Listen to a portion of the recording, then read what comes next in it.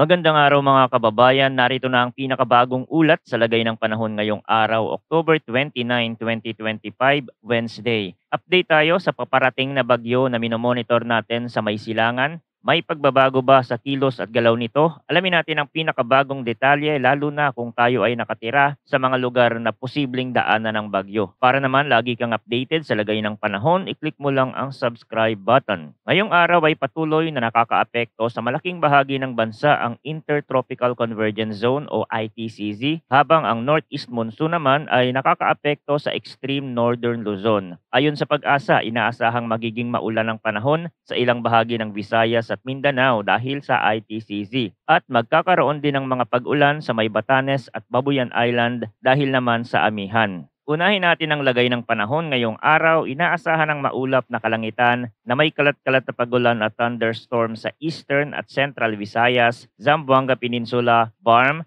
Soxargen, Northern Mindanao, Caraga, Masbate at Sorsogon dahil sa ITCZ. Posibleng magdulot ito ng pagbaha at pagguho ng lupa, lalo na kung patuloy ang buhos ng ulan. Sa Batanes at Babuyan Island dahil sa epekto ng Northeast Monsoon, asahan din ang mga pag-ulan na may katamtaman hanggang sa malakas na intensity. Kaya pinapayuhan ang mga residente na maging alerto sa mga posibleng pagbaha at landslide. Sa Palawan, natitirang bahagi ng Visayas at Mindanao, asahan ng maaliwalas na panahon pero posible pa ring magkaroon ng localized thunderstorm, lalo na sa hapon at gabi. Sa Metro Manila at natitirang bahagi ng Luzon, magiging bahagyang maulap ang kalangitan na may mga pulupulong pag-ulan at thunderstorm dahil sa easterlies. Pagdating naman sa hangin at kondisyon ng karagatan, magiging katamtaman hanggang sa malakas ang ihip ng hangin sa extreme northern Luzon na may alon na aabot sa 1.8 hanggang 4 meters. Kaya mapanganib pumalaot lalo na sa mga maliliit na sasakyang pandagat. Sa Visayas at natitirang bahagi ng Luzon, magiging banayad hanggang katamtaman ng ihip ng hangin na may alon na aabot sa 0.6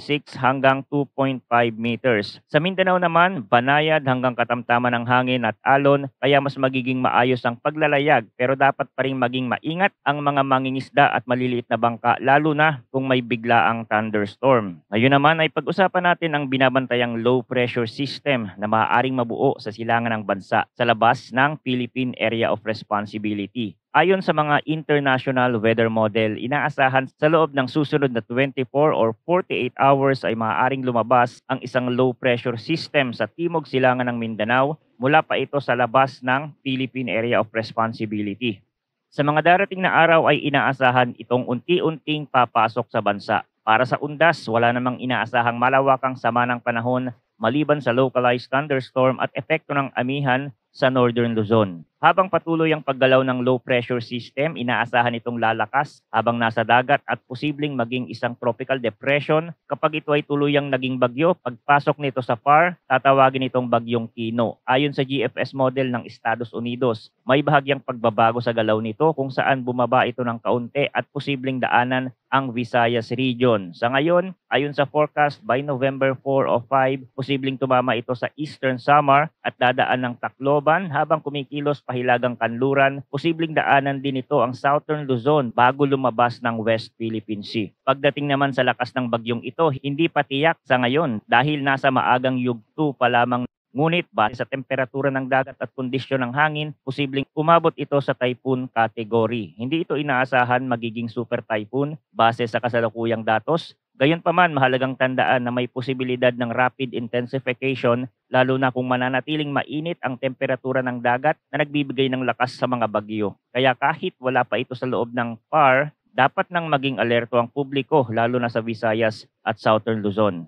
At kung mapapansin nyo gamit itong GFS, merong kasunod na bagyo na paparating after makalagpas ni Bagyong Tino. Pero hindi muna natin ito pagtutuunan ng pansin kasi mas malayo pa yan at marami pa ding pwedeng magbago sa kilos at galaw. Pero hindi natin ito binabaliwala at imomonitor din natin ito at mag-focus muna tayo sa bagyong paparating. Kung titingnan naman natin ng European weather model, halos kapareho ang direksyon ng bagyo. Dadaan sa Eastern Visayas, tatawid ng Southern at Central Luzon at posibleng maapektuhan pati ang Metro Manila kung hindi magbabago ang galaw nito. Magandang palatandaan ito na nagkakapareho na ang mga forecast ng iba't ibang international weather agencies na senyales na mas malinaw na ang galaw ng paparating na bagyo. Dahil dito, may mataas na posibilidad na magkaroon tayo ng bagyo sa unang linggo ng November. Ngunit paalala Akala ng mga eksperto ito ay long range forecast pa din. Ibig sabihin marami pang pwedeng magbago sa kilos, direksyon at lakas ng bagyo habang ito ay nasa dagat. Maaari itong lumihis pahilaga o patimog depende sa lagay ng hanging amihan at temperatura ng dagat. Kaya importante na patuloy nating subaybayan ang mga update at huwag maging kampante kahit wala pa ito sa loob ng bansa. Habang lumalapit ang low pressure system na ito, sabay din itong itinutulak ng amihan kaya mas lalakas ang hanging amihan sa Northern Luzon.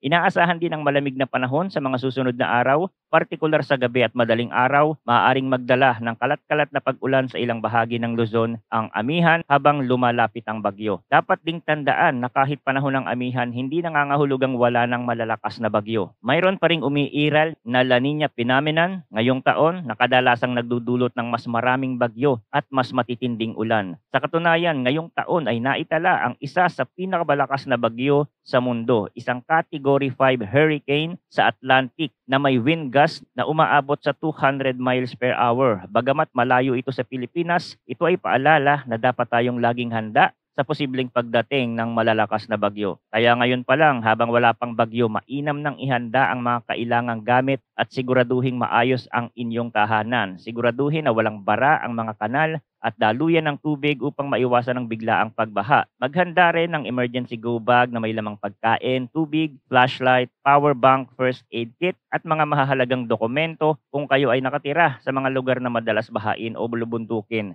Makipag-ugnayan agad sa inyong lokal na pamahalaan para sa mga evacuation plan. Uulitin natin ang mga mahahalagang detalye. ITCZ ang pangunahing nakakaapekto sa malaking bahagi ng Visayas at Mindanao, habang ang amihan ay nakakaapekto sa extreme northern Luzon. May mga binabantayang low pressure system sa silangan ng bansa na inaasahang magiging bagyong Tino sa mga susunod na araw at posibleng tumama sa eastern Visayas by November 4 or 5. Ang mga forecast mula sa GFS at European model ay halos magkapareho na, kaya't mahalaga ang patuloy na pagbabantay at paghahanda. Sabay sa paglapit ng bagyong ito ay posibleng lumakas ang hanging amihan na magdadala ng malamig na panahon sa Luzon. Hindi ito dapat ipagsawalang bahala dahil may posibilidad itong magdala ng malakas na ulan, pagbaha at malalakas na hangin. Manatiling nakatutok sa mga opisyal na abiso ng Pag-asa at dito sa ating channel para sa pinakabagong impormasyon. Mas mabuting maging alerto at handa kaysa mabigla sa oras ng sakuna. Sa ganitong paraan, mapapangalagaan natin ang ating sarili, pamilya at komunidad.